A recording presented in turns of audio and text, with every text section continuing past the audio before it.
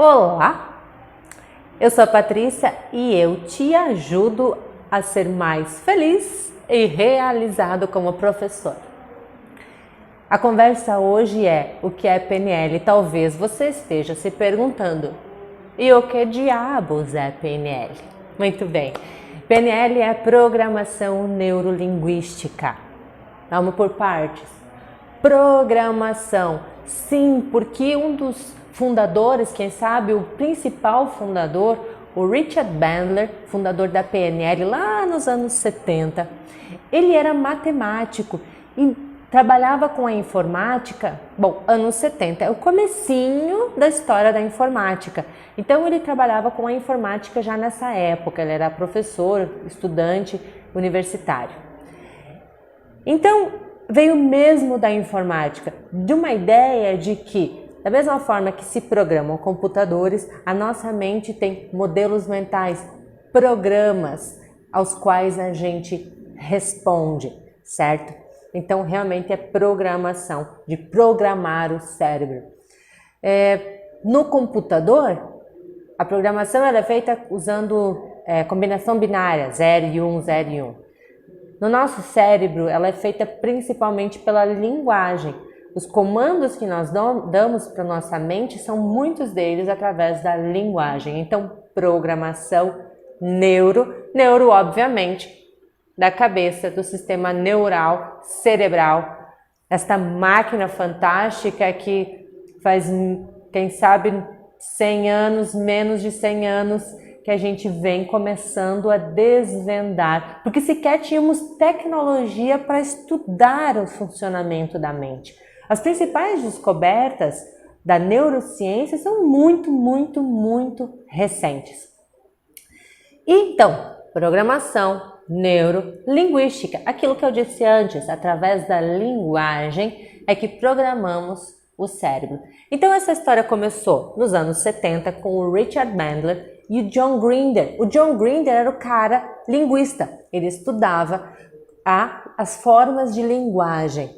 E eles ficaram curiosos, imagina a Califórnia, anos 70, eles ficaram curiosos com o trabalho, primeiro, de uma grande terapeuta familiar, que é a Virginia Satir. A Virginia fazia um trabalho fantástico, mas as pessoas a quem ela ensinava a ser terapeuta como ela não aprendiam e não conseguiam reproduzir aquilo que ela estava ensinando. Eles criaram a primeira metodologia da PNL, que é a modelagem. Eles aprenderam como reproduzir aquilo que a Virginia Satir fazia de uma forma muito instintiva, muito natural, muito própria dela. Isso é um princípio que você vai encontrar do Descartes, René Descartes, metodologia científica. Você precisa ser capaz de reproduzir um experimento em ciência para que ele tenha validade. Da mesma forma, eles aplicaram esse conceito aí na ideia de reproduzir aquilo que para Virginia era algo instintivo, natural. Eles foram capazes de reproduzir a capacidade dela de curar as outras pessoas, de curar grupos familiares, certo? Aí eles começaram a estudar outros terapeutas. Estudaram o Milton Erickson. O Milton Erickson é um cara que só a história dele já é fantástica. O Milton Erickson é o cara que fundou o que a gente chama de hipnose ericksoniana, que é essa hipnose mais moderna. Antes do Milton Erickson, a hipnose era uma hipnose muito manipulativa. Aquela pessoa que estava sendo hipnotizada, ela tinha pouco controle daquilo que estava acontecendo. O Milton Erickson, ele propôs a ideia de usar a hipnose, mas que quem está sendo hipnotizado mantenha total controle daquilo que está acontecendo e que ela seja usada com o objetivo de curar as pessoas. Diferente daquela hipnose de palco que você já deve ter visto. Imita uma galinha. Não, não é isso, tá? A hipnose ericksoniana ela é usada para tratamento terapêutico. E ainda tem o Fritz Perls, tá? Mas eu quero voltar antes no Milton Erickson, porque a história desse cara, nossa, ele é um menino que teve uma doença muito grave, tá? Isso nós estamos falando metade do século passado, começo do século passado. Ele tem uma doença muito grave e ele ficou dentro de uma câmara hiperbárica, na sala, isolado. Imagina numa bolha, dentro dessa bolha, na cozinha da família dele, por anos. Então ali ele ficou sempre observando os comportamentos da família dele. E a partir disso que ele foi criando as teorias dele. Então é um cara que foi muito estudado pelos fundadores da PNL e que gerou muito do que é as teorias da PNL, os princípios da PNL. E o Fritz Perls também.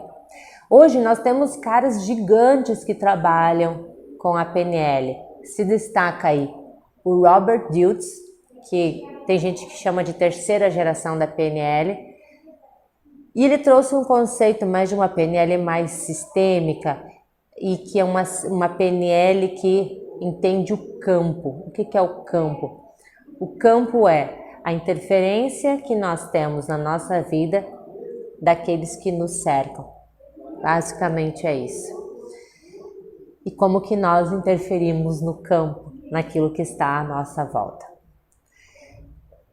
Mas você já deve talvez ter ouvido falar em outro cara, que é bem popular. Anthony Robbins, aquele palestrante, um homem grandão assim, norte-americano, e que escreveu muitos livros de sucesso. Ele é um cara que estudou, sua formação é toda em PNL, e ele foi criando as próprias teorias e trabalha então esse desenvolvimento do ser humano. É por isso que, pela sua grande capacidade de nos trabalhar internamente e por essa grande capacidade da PNL de nos proporcionar habilidades de comunicação e de entender o outro, é que eu tenho usado a PNL como principal ferramenta neste projeto que você está participando e assistindo aqui. Beijo!